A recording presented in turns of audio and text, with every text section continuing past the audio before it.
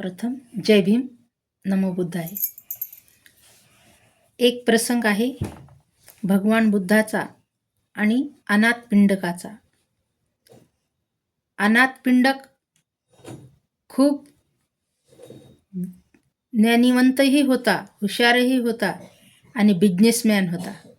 तो व्यापार करायचा मसाल्याचा, विदेशात नेऊन विक्री खरेदी करायचा.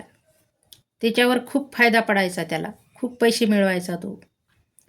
पण एका दिवशी भगवान बुद्धाच्या प्रवचनासाठी आला तो आणि भगवान बुद्धाचे प्रवचन त्यांनी ऐकले. त्याच्या मनामध्ये श्रद्धा उत्पन्न झाली आणि त्यांनी ठरवलं की आपणही दान करायचं. पण काय दान करायचं? तो नेहमी यायचा प्रवचनाला भगवान बुद्धाच्या.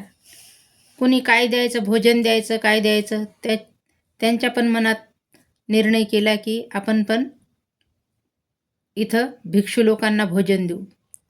कारण ते अगोदर दर दिवशी 500 लोकांना भोजनदान देत असत अनाथपिंड. मग भगवंतालाही निमंत्रण दिलं भोजन घेण्यासाठी. त्या काळामध्ये अनाथपिंडकाची 7 मजली माडी होती. तर 4थ्या मजल्यावर एक देवी राहत असं. आणि ती देवी भगवान बुद्धाला बघायची. अनाथपिंडकाकडे येता वेळेस जाता वेळेस नाश्त्याला येतात, चहा पाण्याला येतात, संध्याकाळी येतात भोजनासाठी, सकाळीही येतात भोजनासाठी. मग तिला असं वाटलं की हे 500 भिक्षू घेऊन येतात, एवढ्या लोकांना दान देतात, मग असं का करू नये आपण की यांनाच न येऊ देवा आणि ह्या लोकांचं मग भोजनदान यांचं बंद केलं तर आपलं ठीकठाक चालेल. असं म्हणून ती नेहमी भगवान बुद्धासोबत कटेक्षा करायची. पण अनाथपिंडक काही ऐकायचा नाही. अनाथपिंडकाला येऊन म्हणायची, हे बघ दादा, तुझ्याकडे एवढी प्रॉपर्टी आहे, एवढं धन संपत्ती आहे, तुझं धन संपत्ती सगळं चाललं जाईल, तुझ्यासाठी काही राहणार नाही, तू असं दान वगैरे करू नकोस, ते असं म्हणायचे.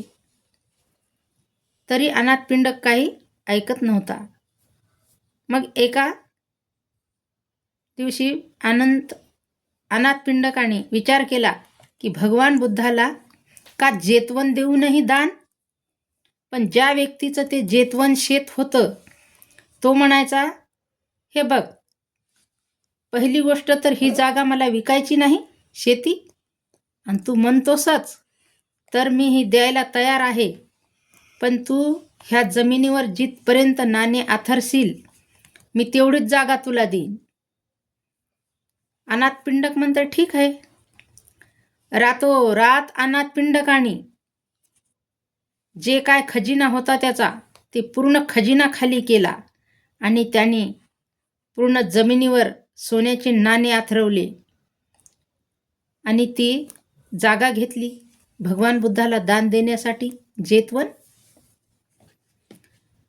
तर त्याच्यामध्ये 54 करोड भगवान बुद्धाच्या काळातले 54 करोड रुपये आथरले होते आणि 18 करोड त्यांनी दुसऱ्याकडून घेतले होते की ती जागा कमी पडू नये म्हणून.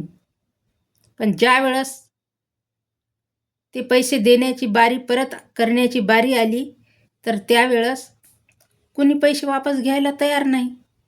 कारण भगवान बुद्धाला एवढं दान दिलं जेतवन, मग हे आपण पैसे त्याच्याकडे उधारी दिलेली घेऊ नये अशी श्रद्धा सर्वांच्या मनात उत्पन्न झाली. आणि मग ते जेतवन भगवान बुद्धाला दान दिलं. त्या जेतवनामध्ये नेहमी प्रवचन वगैरे व्हायचे आणि दान दिल्याने माणसाकडली धनदौलतही वाढती आणि ज्ञानही वाढतंय. म्हणून सर्वांनी दान दिलं पाहिजे. भोजनदान, कपडेदान, गोळ्यादान, औषधदान, रक्तदान, नेत्रदान असं केलं पाहिजे. जय भीम, नमो बुद्धाय.